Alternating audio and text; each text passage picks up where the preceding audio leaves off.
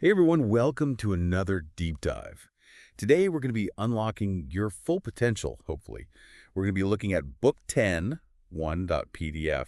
It's full of advice that you can actually use, to kind of level up in life, both personally and professionally. Yeah, it's really exciting stuff because it's not just like vague self-improvement tips. It's about, giving you actual tools to make a change. Exactly, and we're diving right in. Chapter 1, taking 100% responsibility for your life. Now, before you think, oh no, this is about blaming myself for everything, it's not that at all.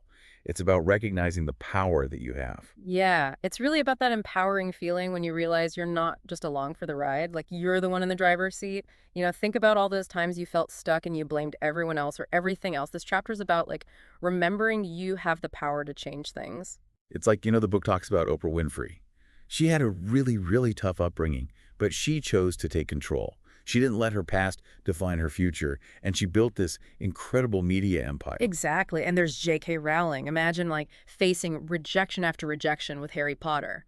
I mean, she could have given up, but she took responsibility for her dream. And look what happened. Wow, yeah. Persistence and ownership. So think about it. What's one area in your life right now where maybe you're blaming external factors when really you could be stepping up and taking charge? Just even noticing that is huge.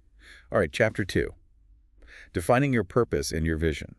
Yeah, and this isn't about just like making a vision board to put on your wall. It's about really understanding your why. Because that vision, that why, that becomes your compass. It guides you, it keeps you motivated, especially when things get tough. Yeah. It's like Steve Jobs, right? He didn't just build computers. He had this vision to make technology intuitive, beautiful to use. And that obviously revolutionized everything. Yeah, and it wasn't just about the products themselves, it was about the why, the design, making things user-friendly. What's that deeper why that's driving you? Ooh, I like that.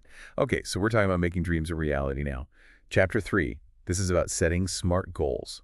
Specific, measurable, achievable, relevant, and time-bound. And SMART goals are so key because they help you break down those really big dreams into steps that you can actually take. It's not just about setting any old goal, it's about setting yourself up to actually achieve it. You know what blew my mind in this chapter? It talks about Jim Carrey. Years before he was anywhere near that level of success, he wrote himself a $10 million check. Talk about visualization. That's incredible. That's like really believing in yourself and the power of concrete goals. It's not just a fun story. It's like, we can do this too. What's one goal you're serious about? Write it down and visualize it. We can all be like Jim Carrey. All right, so we've talked about owning your choices, figuring out your vision, setting those smart goals. Yeah. But how do you stay motivated? Keep the good vibes going when things get tough, because they always do. Yeah. Chapter 4, this is about believing in yourself even when it feels impossible. You know what's interesting? The book says that self-doubt, it can be a creativity killer. Like it stops you before you even get started. So this chapter is about noticing those negative thoughts and like Yeah. replacing them with belief, in your own abilities. Yeah, it's like you miss every shot you don't take, right?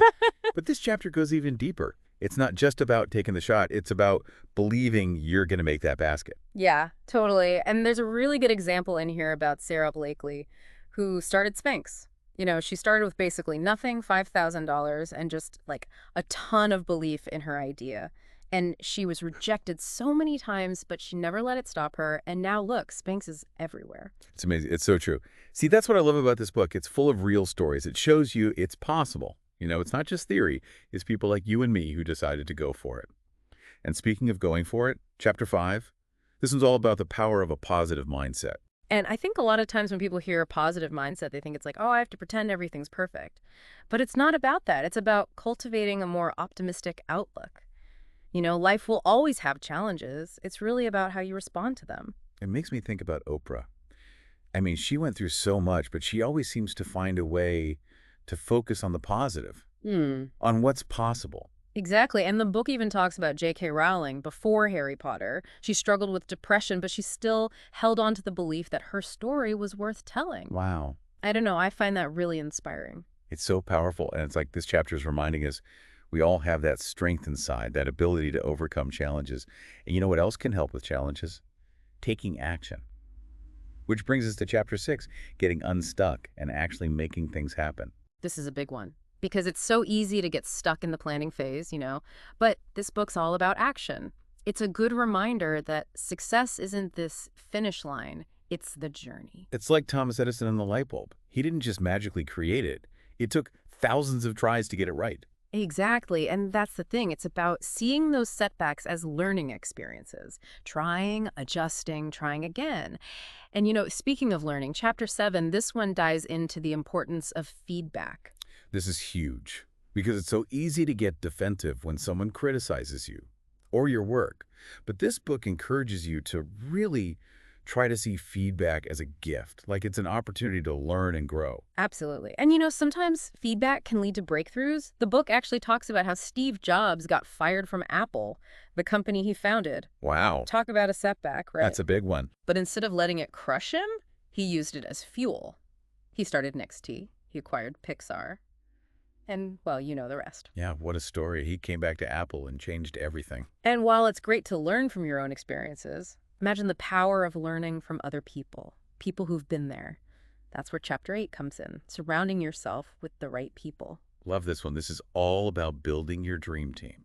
Mentors, friends, colleagues, people who inspire you, who support you, but also who challenge you to grow. Right, because think about it. The people you spend the most time with, are they lifting you up or holding you back? This chapter is about looking at your circle and deciding who you let in. You're right. It's true. You become who you hang out with the most. Now, chapter 9, get ready for a little mindset magic. Gratitude and visualization. Might sound kind of out there, but stick with me. I know, right? But it's powerful stuff. The book talks about how gratitude isn't just about feeling good. It helps you look at things differently, You start focusing on what you have, the good stuff, instead of what's missing. Yeah, it's like gratitude turns what we have into enough. And then you add visualization to that. Exactly. Things start to happen. The book brings up Jim Carrey again. Remember that story? Writing himself the $10 million check. Classic visualization. He saw it. He believed it. He made it happen. Yeah. And it's not just about money either. The book talks about how Oprah has this daily gratitude practice.